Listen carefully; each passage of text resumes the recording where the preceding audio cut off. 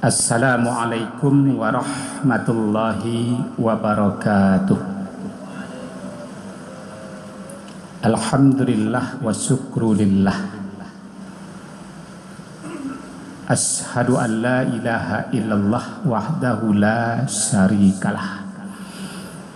Wa ashhadu anna Muhammadan abduhu wa rasuluhu sallallahu alaihi wasallam la nabiyya ba'dah. Faqala Allah Ta'ala fil Qur'anil Karim, A'udzu billahi minasy syaithanir rajim. Bismillahirrahmanirrahim. Inna a'tainakal kautsar fasalli li rabbika wanhar. Inna syani'aka huwal abtar. Shadaqallahul azim. Bapak yang terhormat, ibu-ibu yang mulia, alhamdulillah bersyukur kita kehadiran Allah Subhanahu wa ta'ala.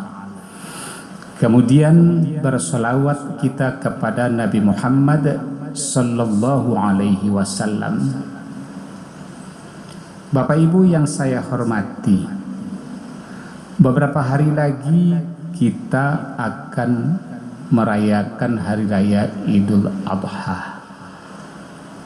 Kemudian bagi kita yang tidak sempat untuk menunaikan ibadah haji ke Mekah Al-Mukarramah, maka dibuka kesempatan seluas-luasnya untuk melaksanakan penyembelihan hewan kurban.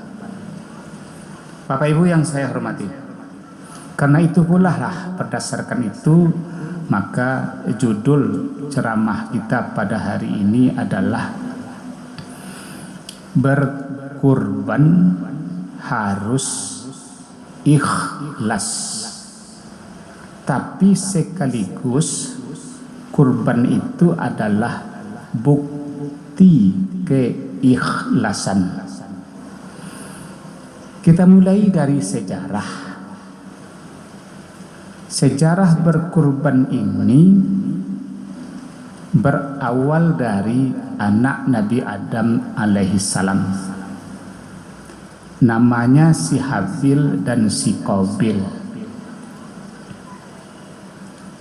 Siti Hawa setiap melahirkan anak kembar, maka pada waktu itu turunlah syariat bahwa dilakukan nikah silang. Habil punya adik perempuan, si Qabil punya adik perempuan. Adik si Habil lebih cantik daripada adik si Qabil. Maaf, adik si Qabil lebih cantik daripada adik si Habil. Sementara si Habil harus menikahi adik Qabil yang cantik, sementara Qabil harus menikahi adik Habil yang kurang cantik daripada adiknya. Jadi maka turunlah syariat nikah silang. Si Qabil tidak mau menerima. Lalu diadakanlah satu ibadah keikhlasan. Siapa yang ikhlas, maka dialah yang akan dapat mempersunting adik si Qabil yang cantik jelita itu. Syariat ibadah yang dilakukan untuk mentes, untuk mencek siapa yang betul ikhlas. Itulah dia penyelenggaraan korban.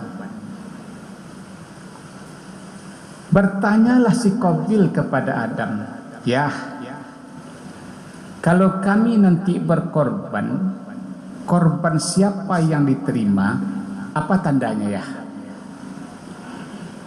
Kata Nabi Adam, tandanya adalah apabila sesembahan korban kalian tidak berada di tempat lagi hilang, maka itulah korban yang diterima, dan dialah yang akan mempersunting adik si Qabil. Lalu kata si Qabil, si Habil apa korbannya? Binatang ternak yang dicintainya. Bermainlah otak si Qabil. Kalau kakak aku mengorbankan sapi yang dicintainya, sementara korban yang diterima hilang dari tempat, kalau begitu saya korban sayur-sayuran. Oh, main otaknya. Sebab kalau sayur-sayuran itu diperdekatkan dengan sapi, sapi pasti makan sayur. Sayur hilang, pasti korban saya diterima, dan sayalah yang akan mempersunting adik kandung saya sendiri. Maka diletakkanlah di satu bukit, ini sapi, ini sayur. Besok pagi dilihat, ternyata sapi yang hilang, bukan sayur. Sayur tinggal membusuk. Apa yang diambil pelajaran dari situ? Kalau berkorban itu ikhlas, tinggal tak pak.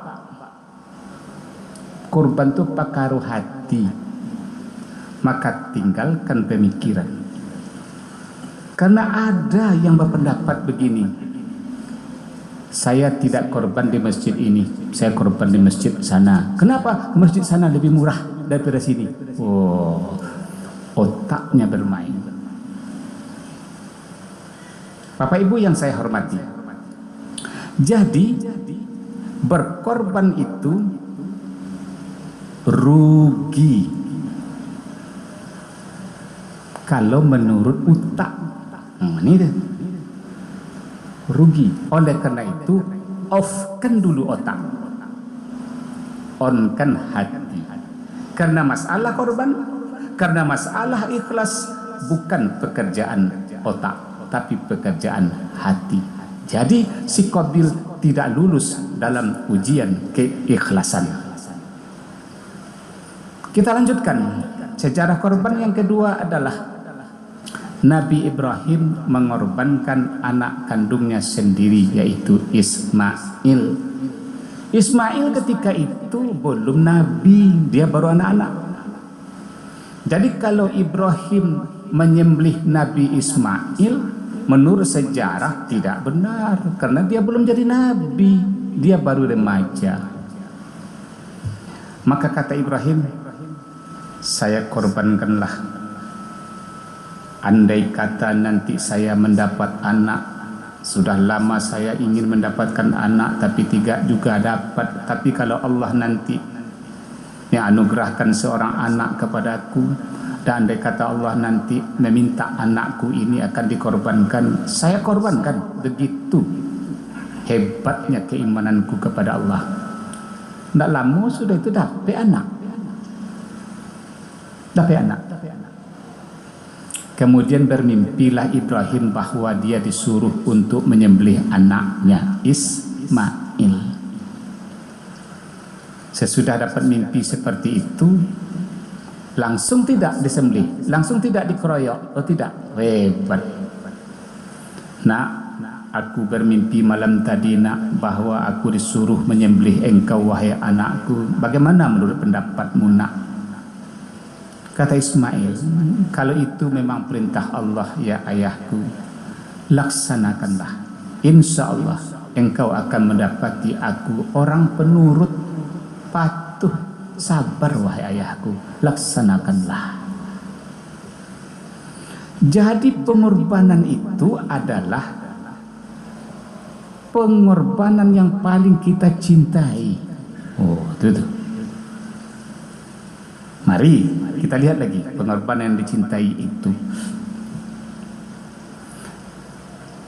Kenapa korban di zaman Nabi Muhammad sallallahu alaihi wasallam itu sapi, kerbau, unta, kambing, domba? Kenapa? Kenapa tidak harta emas? Kenapa tidak perak?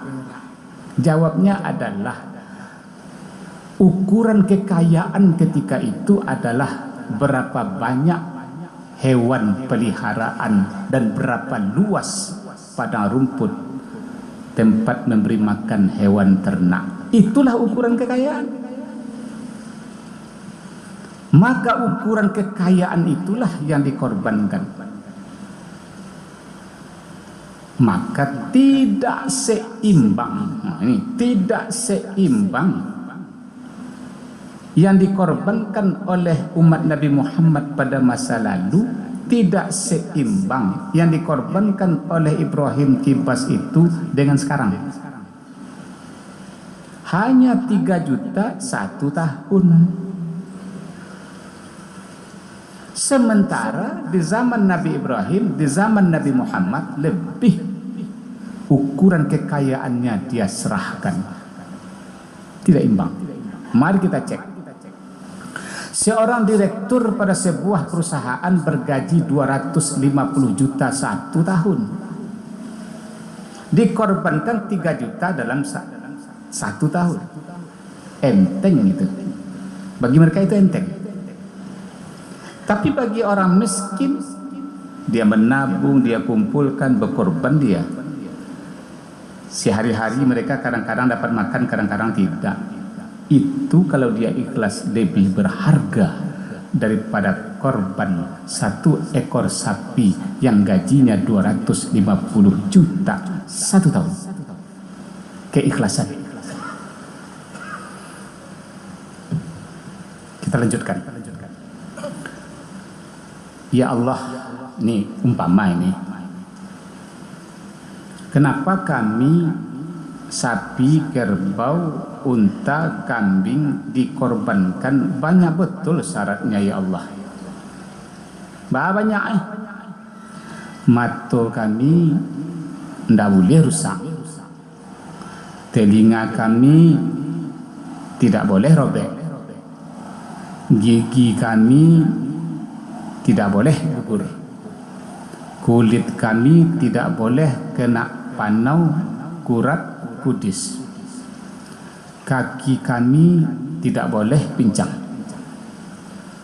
Badan kami tidak boleh kurus. Badan kami harus sehat. Oh iya, itulah syaratnya. Tapi kok peserta korban tu ya Allah nan butuh lagi boleh mendabih kami. Kan dah imbang dah. Kami tak boleh butuh dah. Orang lain dabih kami boleh butuh. Tak cocok dah ya Allah. Orang yang mendabih kami kadang-kadang dah tu telinga dah. Kami robek pun dah boleh. Oh. Lalu terus apa lagi? Itu apa nak mengorbankan kami itu membayar 3 juta kaki pincang. Kami tidak boleh pincang dah. Mana keadilan? Kami tidak boleh berkurap kudis panau. Yang menyembelih kami itu ya Allah, deh serak-serak kuraknya ya Allah. Tapi boleh, bapak kami tidak. Lalu itu apa nama mendabih kami itu ya Allah, batuk-batuk sekerajoy, mendahak sekerajoy. Kami tidak boleh sakit isti'alah aja. Di mana keadilanmu? Jawabnya adalah Innallaha la yanzuru ila ajsamikum wala ila suwarikum walakin yanzuru ila qulubikum wa a'malikum. Wahai bangsa sapi, bangsa kambing, bangsa domba, bangsa kerbau, aku adil, kata Allah. Aku melihat kalian itu fisik kalian, badan kalian. Atau manusia yang mengorbankan aku tak lihat fisiknya, yang kulihat hatinya. Sesungguhnya Allah tidak melihat kepada fisik jasadmu, tapi Allah memperhatikan hatimu dan perbuatanmu. Innallaha la yanzuru ila jasamikum wala ila suwarikum walakin yanzuru ila qulubikum wa a'malikum. Hati dan perbuatan. Kalau di dalam kaidah bahasa Arab di situ ada wa, qulubikum wa a'malikum. Yang diperhatikan oleh Allah itu adalah apakah kamu melakukan sesuatu itu menurut dorongan hatimu tidak? Begitu. Kalau perbuatanmu baik, tapi perbuatan baik itu tidak didorong oleh hati yang baik, maka nilai pahalamu tidak akan sesuai dengan apa yang kita harapkan. Karena wa ma'iyah itu berhubungan tak hati kita dengan perbuatan kita. Apakah kita melakukan sesuatu itu karena hati kita atau tidak? Kalau tidak, ya berarti tidak sesuai nanti yang kita harapkan. Karena itu kesimpulannya adalah berkorban, otak off kan, matikan dulu. Kalau bakar rajo otak tu etongnya adalah untung rugi. Yang kedua, berkorban harus ikhlas, tapi juga korban itu sebagai bukti keikhlasan. Ketiga, yang dinilai oleh Allah terhadap manusia adalah hatinya, sedangkan hewan adalah fisiknya. Sekian ceramah kita. Assalamualaikum warahmatullahi wabarakatuh. Allahu Akbar, Allahu Akbar. Ashhadu an la ilaha illallah. Ashhadu anna Muhammadar Rasulullah. Hayya 'alas salati, hayya 'alal falah. Qad qamatis salatu, qad qamatis salah. Allahu akbar, Allahu akbar. La